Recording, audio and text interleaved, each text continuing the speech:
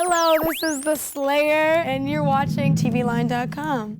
Welcome back to another edition of Reality Check, your weekly deep dive into all things unscripted television. Go f yourself. Sorry, that's the opposite of what I meant to say. Oh. I'm Michael Slezak from TV Line. I'm here with American Idol Season 6 standout Melinda Doolittle, and we are unofficially sponsored by Terry Bradshaw. Why don't you take the next segment there? No, I'm sorry. I didn't really mean to bring your mind back to last week's hot mess of an Idol show. What'd you think? Who? Demi. Oh, hey. Demi, I've known Randy for 15 years. Except for Gina Irene's Creep, which I am obsessed with. Let's talk about top 6 week on Idol, and we'll talk about the contestant who clearly was the #1 for the week, Jessica Muse. Or Caleb. All right, you and I can debate whether it's Jessica or Caleb, but I think those two clearly got out ahead of the pack this week. How come the judges didn't notice that with Jessica? I would still like to see a little more of release, and you got to figure out how to do that. What does this woman have to do to impress them?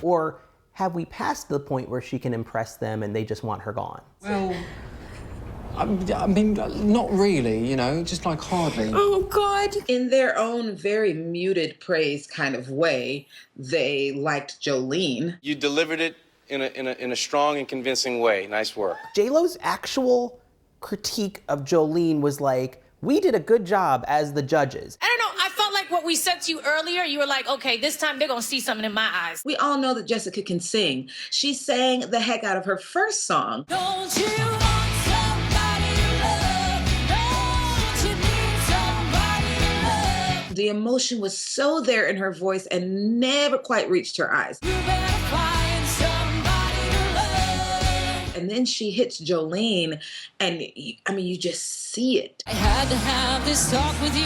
My happiness depends on you. And that married with the gorgeousness of her tone and her voice, just... Whatever you decide to do, Jolene. There was a lot of emotion in my eyes every time Jennifer and Keith spoke to Jessica this week. I felt like the arrangement, I hated the arrangement. I got to say, I'm sorry. Oh, that's not possible. Blind rage, hatred, violence. Doing bad things to bad people makes us feel good. I love that song, the way Dolly does it.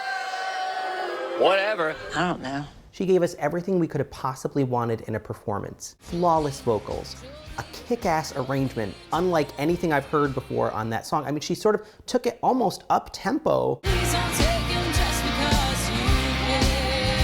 An emotional connectedness that was so there, Jolene practically showed up in a negligee at her door in the middle of the song. That's oddly romantic. We want everything to match with that. The energy of your body to match with everything else that's coming out of your mouth. I'm not even saying that they're not allowed to go there with her, but if you're gonna ding Jessica for her face, or you're gonna ding her for what she does with her body during a performance, why are these critiques never thrown at CJ, Sam, or Alex? Why? You intentionally ignored facts that refute your argument, hoping nobody had noticed? The critiques that they give Sam are almost worse. You're such a sweet, humble, kind guy, even though we've actually never met. They've just stopped talking about his voice. You're so cute. When you hold hands with those girls, it's my favorite part. My favorite parts are when you really, go over to the girls, or I see you having feelings. They've just kind of given up on the fact that he's really going to connect. Having feelings. And they think that Jess can do it. I loved both of her performances. To me, she won the week. I felt like her landing in the bottom 2 is partially because the judges just refused to flat out say, that was really great. It played to your tonal strengths, particularly, although I couldn't get out of my head Jim Carrey. Keith, you have completely sold out. You've completely sold your soul to 19 or Fox or whoever is demanding that you be this person. As a therapist, I'm concerned with finding ways of overcoming resistance. Caleb actually won the week for me. Okay. While Jess was wonderful, Caleb won because he had 2 stellar performances.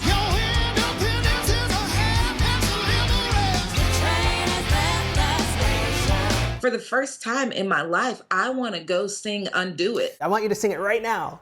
Wanna undo it. Oh, yes. I wanna undo it. out of those two performances, I liked Undo It better. And when the judges were like, not everything can be magical, thanks for showing up, I was like, are you people insane? The magic really happened in the first song. For me, it didn't quite happen as much on the second one. It just felt a little bit more forced. I don't agree at all with the judges. I think they were full of, nonsense. Because, no. I thought you were going to say it. Black Crow's song, he sounded stellar on it. I kind of couldn't understand anything that he sang. I worried that like when Dexter Roberts left the show that he gifted him with his diction, but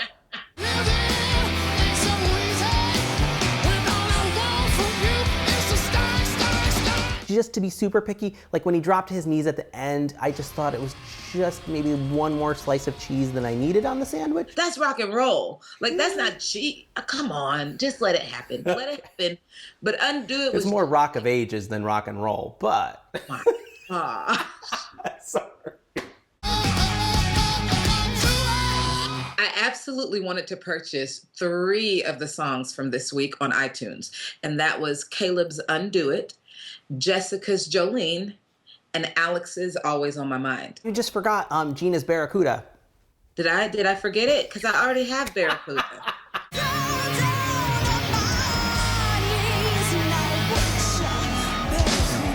Barracuda starts at 11 with that, I won't try and sing that opening line, but it's so high and it's so ferocious, and like Gina just did it and didn't even break a sweat.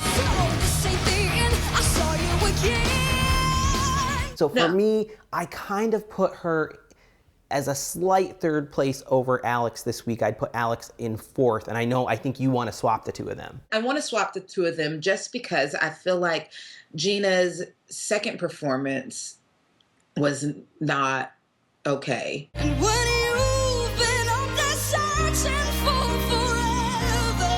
And Alex's first performance was not okay.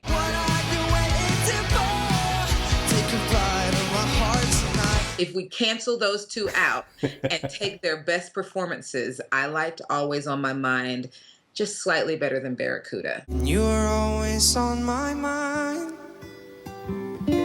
Once again, it would help if the feeling made it to his eyes. I'm going to give you that. Like, I will totally give you that. I feel like it's all there vocally, and then it like stops right at the nose. And you were always on my mind. I will say maybe they should bring in Tyra Banks as a mentor this season, because she teaches those girls how to smize on her show.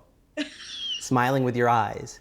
Do it for us, Melinda. Smize. I don't know what those words mean. Mike, are you in the middle of some sort of aneurysm? She'll teach all those kids how to light up. Yes, and then tooch. Oh, what is tooching? It's your booty. Like, you just tooch your booty out just a little bit. And it... Did I just do that on... You just did that on camera. I regret to inform you, it happened. So anyway... J-Lo would not like it. J-Lo thinks that she's the queen of tooch. That's going to be the name of her new album. Featuring the hit single, I Tooch Myself.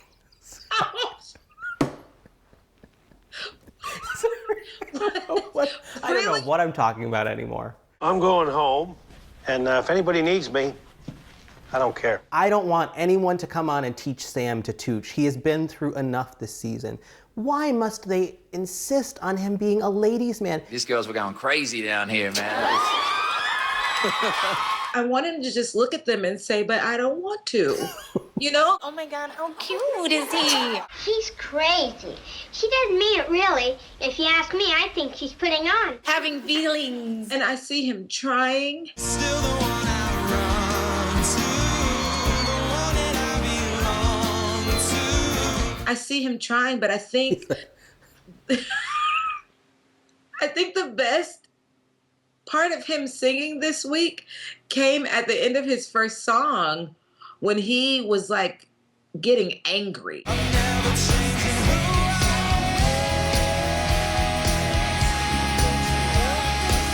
When he tapped into the emotion of anger, all of a sudden I saw Sam light up. But I'm never changing who I am. This little fire got lit in him, and I saw it in his eyes, and I was like, oh, Aha! This beast is your higher self. Revel in what you are. Mr. Blankens, executive producer man, you have got to stop showing those lengthy clips of girls in the audience. I'm watching Alex singing his song. I want to see his face. If Caleb drops the mic, I want a camera on it, not on J-Lo or Keith. Enough. People talk about the lack of connection to these contestants this season. Maybe it's because they're only on the screen for a third of their own performances. Oh, shoot. Ooh, now I'm getting heated. I'm still of the ilk that J-Lo has it in her contract that she has to be clearly on camera for a certain amount of time during every performance. Yes. There's my J-Lo impression for the week. Having feelings. I will say this about Sam. He was an animal born in the body of a man. I'm glad that he's going to finish 5th this season. I think he earned his spot over CJ. This was clearly CJ's week to go home. He must have been that one contestant that everyone connected to. Because, I mean, those other contestants were bawling. They were so sad. J-Lo was crying. Harry gave him a standing ovation. He connected heart-wise to so many people. And I will just say, from a contestant's perspective, that goes a really, really long way. Yeah, it's nice. It is a singing competition. But... I'm just the worst. I am literally the worst person in the world right now.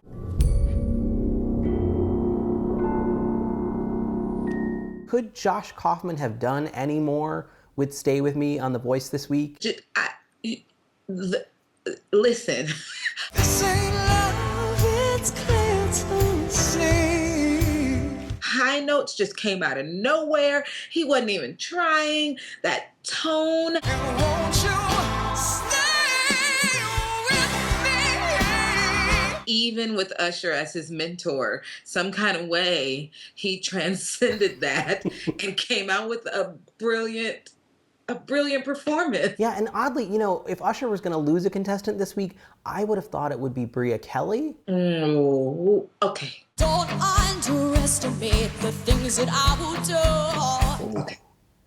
Now, this is the second week in a row that she has worn a guitar for a performance. There's a fire starting in my heart. I don't understand it, and I'm having a hard time with the Bria Kelly. Okay, wait. I have to look this up because I wrote down what Adam said. Adam's comment was the best thing ever. That's a dangerous one. It takes a lot of courage. It takes a lot of courage to sing a song like this, and you're definitely a candidate. You're definitely a candidate for being able to knock that one out. Which one? Totally is not saying you did it. No, you were a candidate. You're a candidate for possibly being able to do it. I was like, I understand that we're trying to be nice here. I do. I get it. But just say it. I loved it. It was, there were some things I think that I have to say this week was a little daunting for me because certain contestants' song choices, like Cassandra being saddled with Don't Let the Sun Go Down on Me. Don't let the sun down on me, yeah. Now, you know that on Reality Check, I had never, ever once pulled the race card. Never. And I don't do that. However, I'm like, do they just not know what to do with the black people? Really? Unchained Melody? Waiting on the world to change? Just keep on waiting. Yeah. Waiting on the world to change. Usher, you're one of us. Come on, dude. That's honestly what came out of my mouth. And I know, okay, I'm going to leave it alone because it happened to Test too. Right. What is going on with their choices for these contestants? We should dish one more contestant on The Voice this week because I thought Christina Grimmie, who I have not really enjoyed much this season, was actually pretty fantastic on Dark Horse. That girl sang her little leather short wear and tail off.